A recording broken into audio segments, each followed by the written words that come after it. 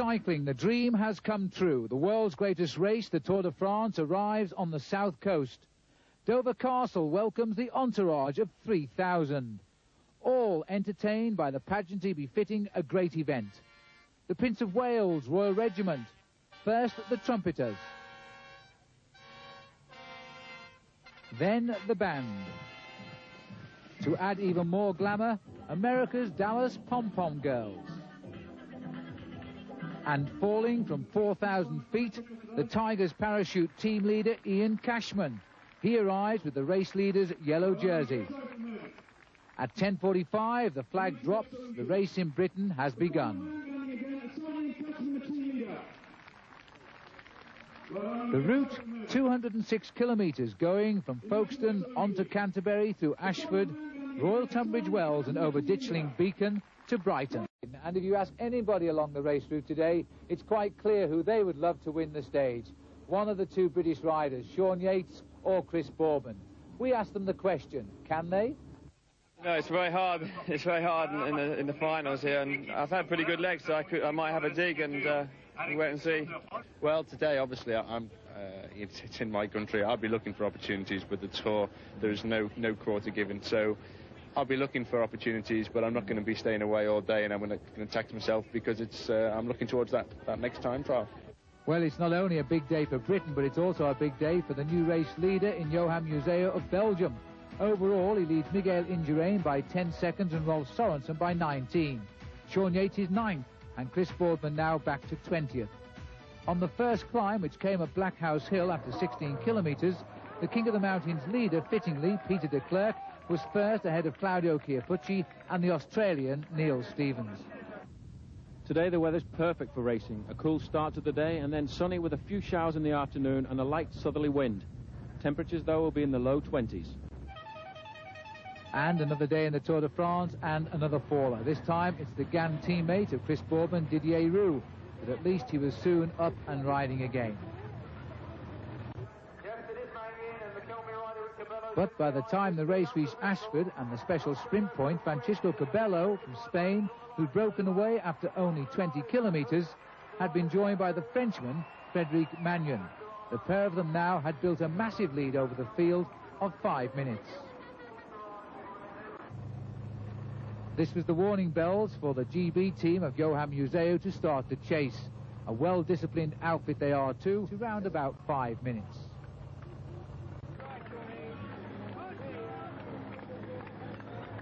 And then a nice piece of tradition in the world of cycling when enemies become friends. Even the GB team stopped the chase when Sean Yates moved ahead to greet his family in the Ashdown Forest. A marvellous occasion indeed for Sean Yates, riding in his 11th Tour de France. But the race continued, and as the riders reached Ditchling, the crowds were still enormous, continuing the trend of the day. The two leaders were now facing up to Ditchling Beacon, and they were being pursued by, among others, the dangerous Italian Flavio Vanzella. At the moment, it's Cabello of Spain leading Frédéric Magnon, but the chase down has begun. And the crowds have been enormous along the route since we've come right into the heart of Sussex, and they've cheered these riders all of the way. But there is a chase group forming. It's a serious move indeed, because Flavio Vanzella, lying 4th in this race, just 22 seconds off the yellow jersey, is on the attack. With him is Rob Harmeling of Holland and Mario de Klerk of the Belgian Lotto team. And with them too was the man that started the move. He's got a great name. It's Wanderlei Magalhães from Brazil. We've never seen him before, but in fact what happened was he punctured and has got back to the main field. The race is now in the village of Ditchling, which means that the next stop will be the big climb, which will take them over the top of the beacon. And just look at this now, a puncture on the climb as we approach Ditchling Beacon. This really is sad. This is the man who started it all, Francisco Cabello. Well, we saw earlier on that the chase man punctured at Magalhães. Now we are seeing here that the puncture has come to Cabello, and the question is, as he starts the climb of Ditchling, Paul, whether in fact Magnon will wait for him. Well, it would be an intelligent move if he did, because Cabello is a much better climber than Magnon. As we get round the corner here, we can see the cars just in front. He didn't lose a great deal of time, not as much definitely as Magalhães did before, and I think before we get to the top of the climb, we'll see the climber from Spain get back up there into contention. I think that Magnan will try to control his pace. He needs Cabello to help him survive to the end, if indeed they can survive. And there you can now see that Magnan is pacing himself on the climb, awaiting the return of Francesco. And now we're on the climb of the beacon itself, and this is where the crowd is going to be at its thickest. And coming right back up to him, and I don't suppose the crowd realised that Cabello has punctured him. I think he was being dropped by the Frenchman, but in fact, nothing could be further from the truth. Cabello has now rejoined the Frenchman as the climb itself steepens. Definitely, he looks across there, he's trying to talk to him, probably a little bit of French, a little bit of Spanish, saying, look, I waited for you, just let's take it easy as we get over the top of the climb. And now the three chasers are going through the 25-kilometre banner, and it's Rob Harmeling is getting dropped and leaving away the two riders in front of him. The big Dutchman, who was having a hard time yesterday, just can't quite get over the steep climbs here. Well, Harmeling has never, ever professed to be a climber. He's a very strong man on the flat, but when you get a little climber here like Van Zelle, sits there and pedals the low gears, Mario de Klerk is going to have to find his work cut out to stay with him as well. But you know, Paul, this is turning out to be quite surprising. If Van Zelle gets rid of all the riders with him, he's free as a bird, and he's in yellow tonight. Right. On this climb here, he could really get rid of Mario de Klerk, because Van Zelle looked exceptionally good. This is Van Zelle putting the pressure on behind on the beacon, and it looked to me as if de Klerk was just about losing the wheel. Oh, and you were right. He's lost the wheel.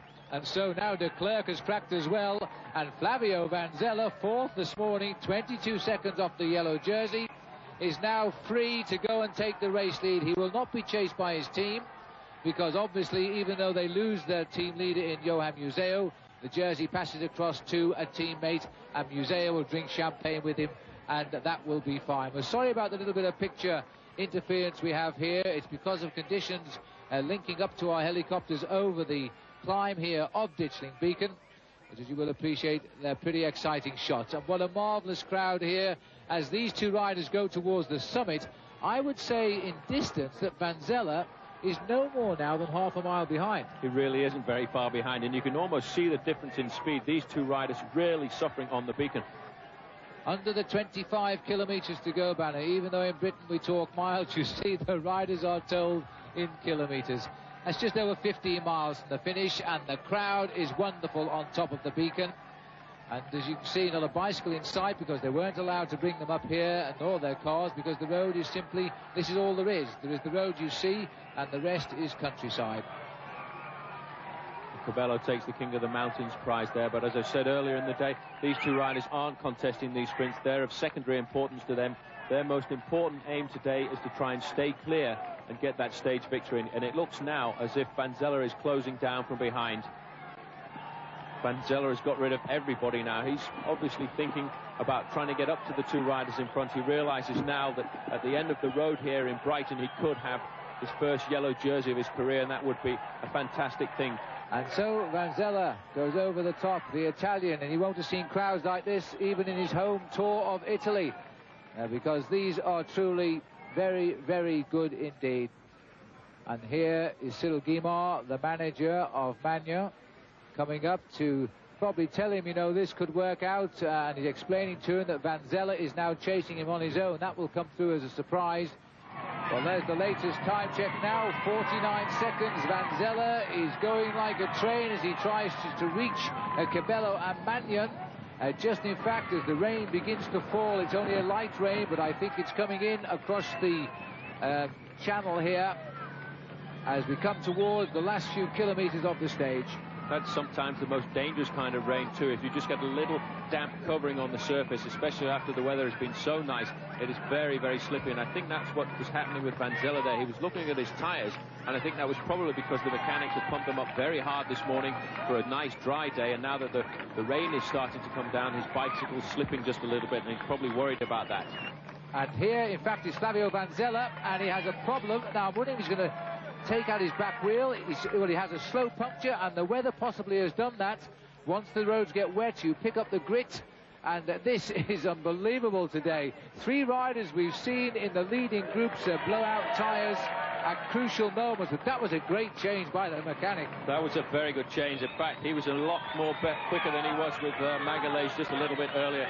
15-20 seconds and he was away again. You can see he's just altering his back brake a little bit there. That's probably due to the fact that there's a slightly larger rim than the one he had in, and it stops the brake catching on the back wheel there. But that was a quick change and he's on his way again. But all the time I'm still having problems with the race radio today and not getting a check on how far behind the main field is. They must really starting to speed up now as we come into the streets of Brighton. It's just a battle of survival now. The field are bound to close in. Nobody can control the main fields this close to the finish. Everybody wants to have a go. If they just hang on though, then they'll fight out the finish. And so we're now on the small circuits in the finish of Brighton here. The same two riders who have dominated the day's racing are still clear, but the chase is dramatic. Flavio Vanzella, the only survivor of a four-man chasing group, and there he is now closing in rapidly. And what a crescendo to the day's stage of the Tour de France, because if this man finishes more than 22 seconds ahead of the main field, he will pull on the leader's yellow jersey tonight and take it away from his teammate, Johan Museo. These are the two leaders still, Frederic Magnan of France on the right and Francesco Cabello.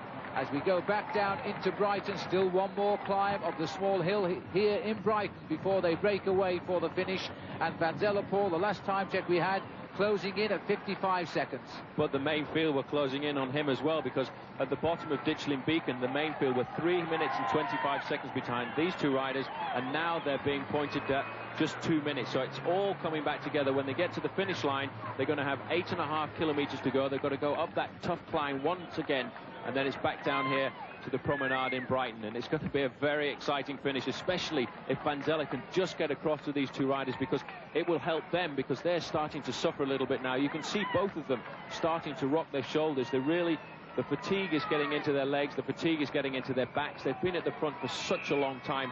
It would be a shame to see them caught, but bike riding is a tough sport. And these, without doubt, the biggest crowds we've seen on the Tour de France since it started in Lyon.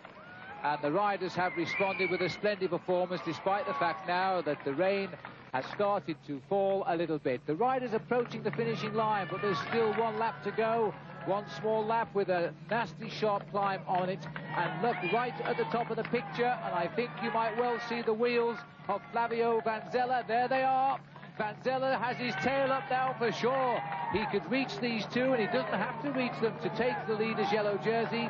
He need finish no more than 22 seconds ahead of the race behind. For the first three riders today on the line, there are small time bonuses, so in theory he could finish round about 16 seconds in front of the field and still be the race leader. Now these, without doubt, have been the two heroes of a day in Britain that will be remembered. A day in which the crowds have turned out in their tens of thousands to watch the Tour de France, and the organisers now will feel they made a great decision in bringing the race here.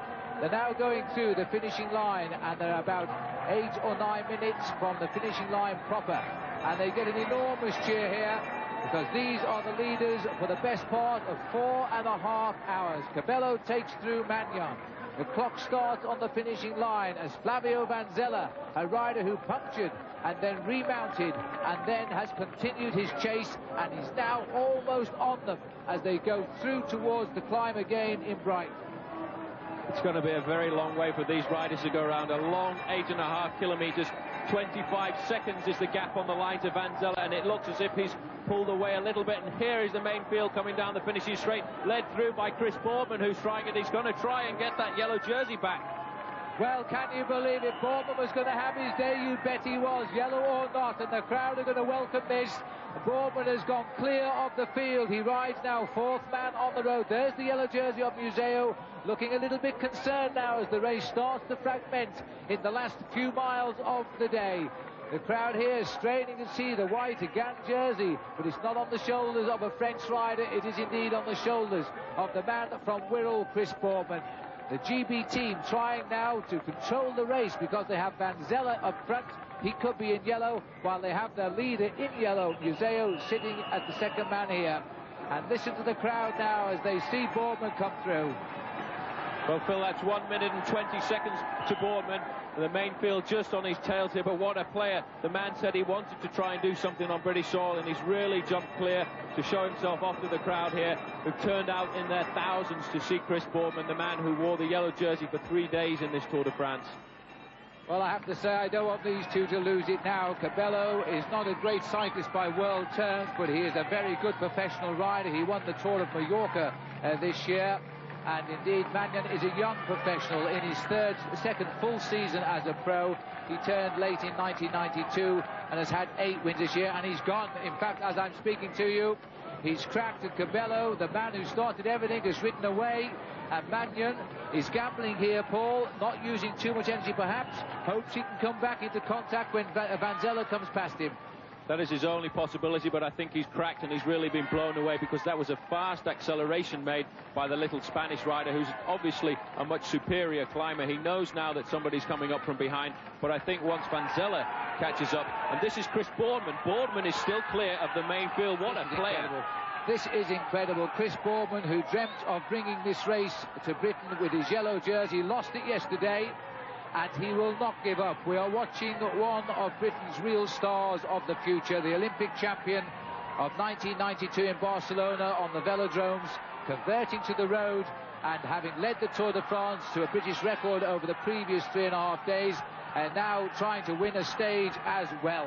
And there's a lot of previous stage winners of the Tour from Britain watching the race here in Brighton, including the first ever man to win a stage, Brian Robinson, back in 1955, I think it was, Brian, and also Vin Denson. Now we have here Chris Boardman, third on the road. Well, not quite, he's got to come up in fact to Vanzella, but he's there. And also on the lead now we have Francisco Cabello, who has become something of a cult hero here on the streets of Great Britain today. We're shortly passing under, and we may well have just gone under, in fact, Paul, the 5 kilometres to go banner. That's 3 miles to the finish. A lot of it downhill once you're over the top of this climb, but this climb is long and it's hard. Well, there's the banner that says that he's at the top of the climb. Once he gets there, he's 4.5 kilometres to go. Can he hold on just down to the finish? Because it's a very rapid finish down here to Brighton now. But the chase is on behind, because Magnan has disappeared out of the picture. Vanzella is still at 14-15 seconds. And he's suffering now because he's been chasing for something like 30 kilometres. But a little bit further down is Chris Boardman. And where is he going to come from? What an incredible performance by the man, because it's no mean achievement to get away from a Tour de France peloton in the last 20 kilometres.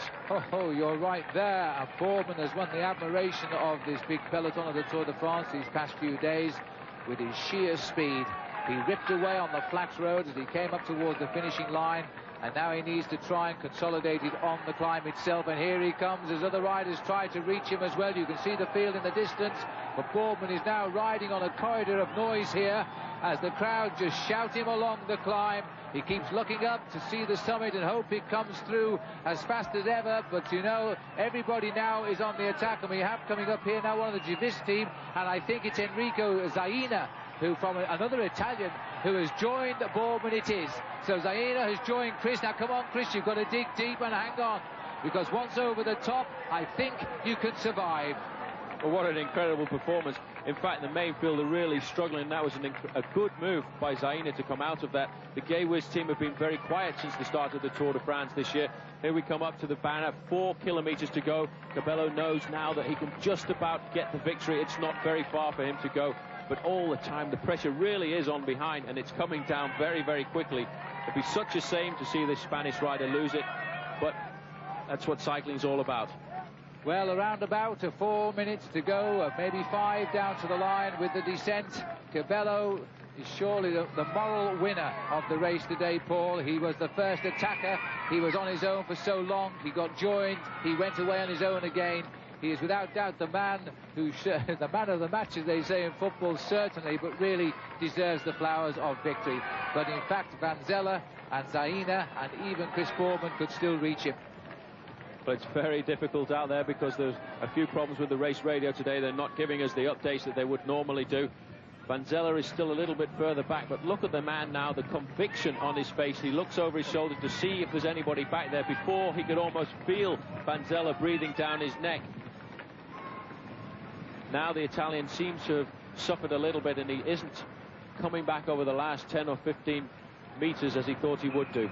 Well, we could yet see Zaina come up here and bring with him Chris Bourman. Bourman will ride on a high. He's had such a wonderful Tour de France. As we go now to the 3 kilometres to go, and now we drop back. Magnan has managed to hang on to Van Zelle, and Van Zelle's progress has slowed a little bit. Magnan will find his legs again. Now the climb is over, but how close, we must ask, is Chris Bourman? And in fact, Van Zelle looking over his shoulder to see if Zaina, an Italian on a rival team, is getting any closer. Well, it's still round about 15 seconds for these two riders.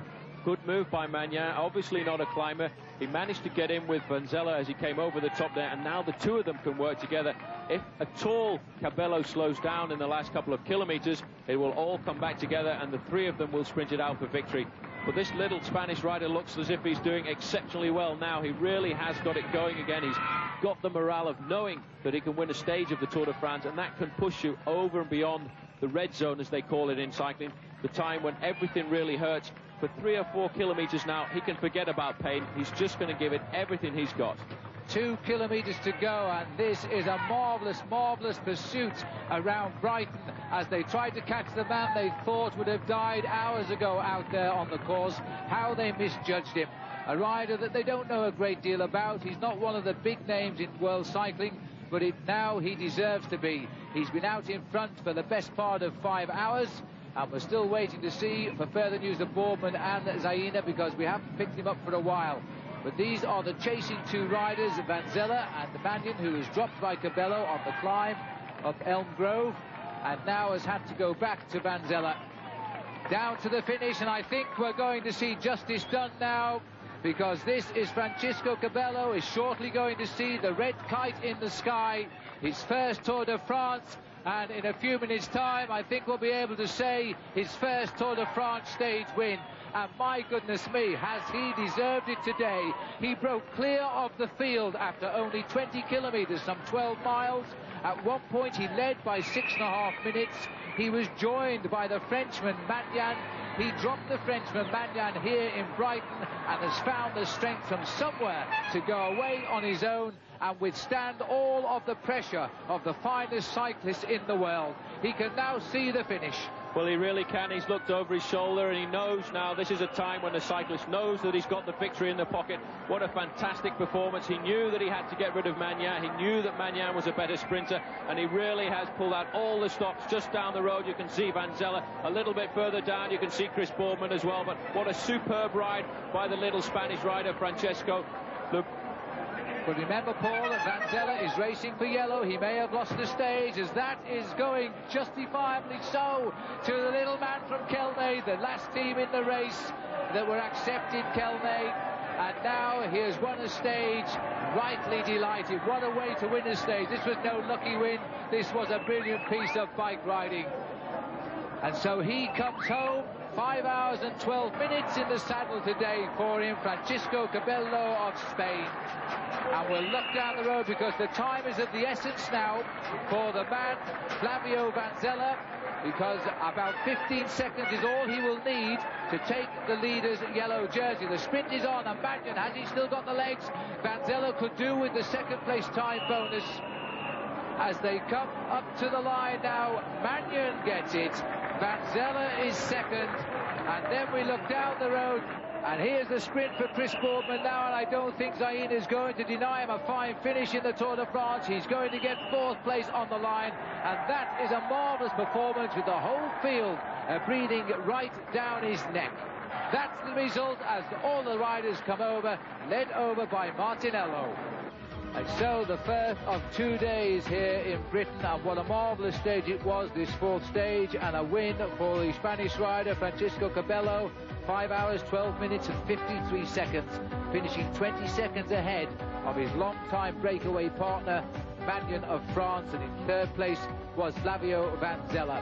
4th was Chris Bourman of Great Britain, and that fine ride by Van Zelle over the closing miles has just given him the overall lead by a very close margin in the Tour de France, taking the lead away from his teammate Johan Museo, but they keep it in the house for now.